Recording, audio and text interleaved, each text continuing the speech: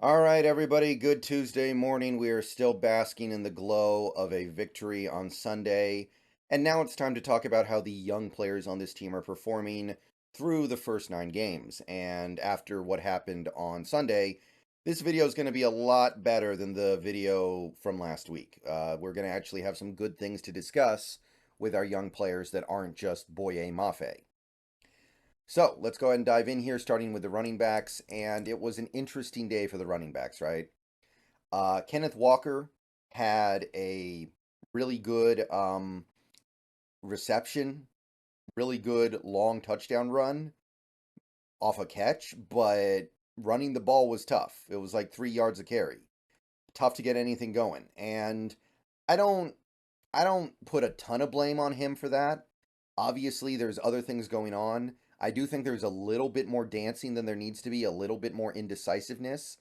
But I know that what Ken Walker is trying to do, and ultimately what he is as a running back, is a guy who is going to break off a big carry to make up for the 10 or so not so great carries that came before it. He's not a 6 yard, 6 yard, 5 yard, 6 yard, 5 yard running back. He's 2 yard, 1 yard, 3 yard, 6 yard, 0 yards, -1 yard, 80 yards running back. So the big play that he had in this game kind of justifies all the shorter ones. And it wasn't a carry, it was a catch. But regardless, he ended up being very productive on the day. His touchdown was one of the most important plays of the game. PFF grade went up. And we got to find more ways to utilize him as a receiver because he can clearly catch, and that's clearly a part of his game that is going to work well when this offensive line is still having some issues run blocking. Charbonnet was actually very efficient with the ball. He got several carries and several catches in this game, and I thought he did a good job. He got what he could on pretty much all of them. So our two rookie running backs are up to well over 1,000 yards from scrimmage, like 1,050. Charbonnet's PFF grade fell because he got a holding call, I think, but the holding call was I don't know. I wasn't even mad at Charbonnet. That play had been blown up beforehand. So I don't even agree with him getting dinged for the penalty. But either way, Charbonnet played a good game, I think, and we're starting to see a little bit of a rhythm in this backfield that I like. McIntosh, despite being activated, was actually inactivated before the game, so he didn't play. Which I mean, too bad, but he'll get his chances. JSN had a decent game. He did have one drop, but he had 4 catches. He was very good on the first drive of the game. Added almost 50 yards to his total. PFF grade is still stagnant. It's 60.3. It's still a little bit of an awkward fit in this offense at times. It is. It does kind of feel like there's a little bit of a struggle with trying to fit all the pieces together on this offense in a way that makes sense because of the desire to get JSN on the field, but the necessity of getting your tight ends on the field. Derek Young played 2 snaps and didn't really do anything. His PFF grade's 58, but that doesn't mean anything. And I doubt we see him again this year.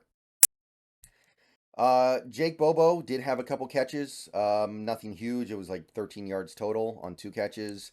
PFF grade fell a little bit, but that's because it's so high it kind of has to fall when he doesn't score a touchdown. So Bobo still doing his thing, still doing his work, and important part of this offense, even though he doesn't play a ton. So happy with what I'm seeing from Bobo, and I think everyone else is too. All right. So offensive line, we only had one young offensive lineman play in this game, and it was Charles Cross, and he played better. Big step in the right direction for Cross. He did have a penalty, but he only allowed one pressure. Run blocking was better. Pass blocking was better. Overall, really solid game. He's on his way. Obviously, I don't think Cross is going to be great this year. I think that the turf toe is probably going to bug him for the rest of the season in all likelihood.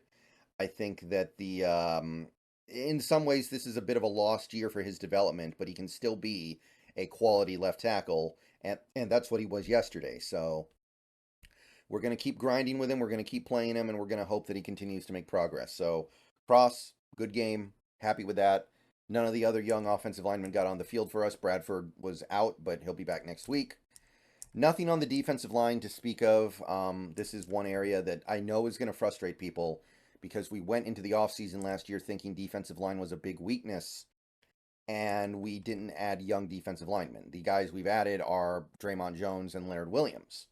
So it is frustrating that we're not getting production out of our young defensive linemen, although I do think Cam Young's been okay, but he didn't even play yesterday. So that's something that probably needs to be handled this offseason. And the further we kick the can down the road, the worse it's going to get before we actually address it. Need some young guys on this defensive line. Linebacker Drake Thomas is the only young linebacker on this team right now, or first year, second year linebacker, and he's hurt, so he's not going to do anything. He wasn't really doing anything anyway. He was just playing on special teams, and he wasn't even a key special teamer, so nothing to report here. Edge rusher, we got Boye Mafe, and once again, he showed up. He had a sack.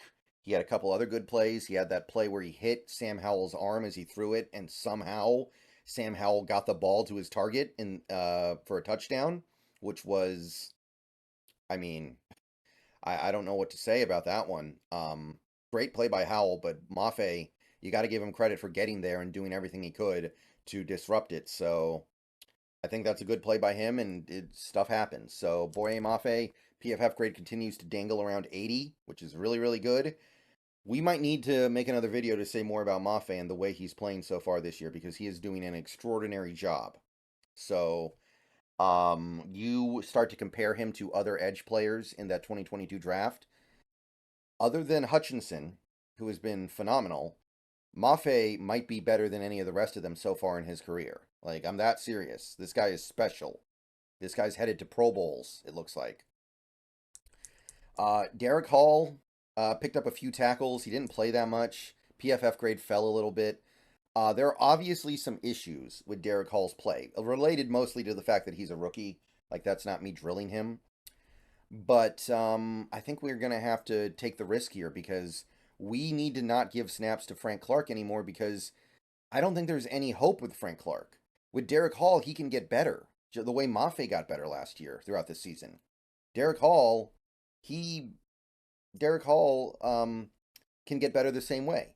Frank Clark is not going to get better in all likelihood. He's old, and I don't see anything with him. So I think you're going to have to put him out there a little bit more and live with the results.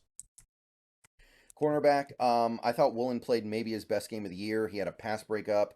He was very good in coverage. The only bad play Woolen had was the tackle he missed on the tight end, and that was a play where he just got driven back by the tight end a few yards, so it wasn't even the end of the world. And PFF reflects that. They gave him a very good grade for that game. I was impressed. So Woolen on the comeback trail. Witherspoon was great. 3 pass breakups. Almost had an interception, by the way.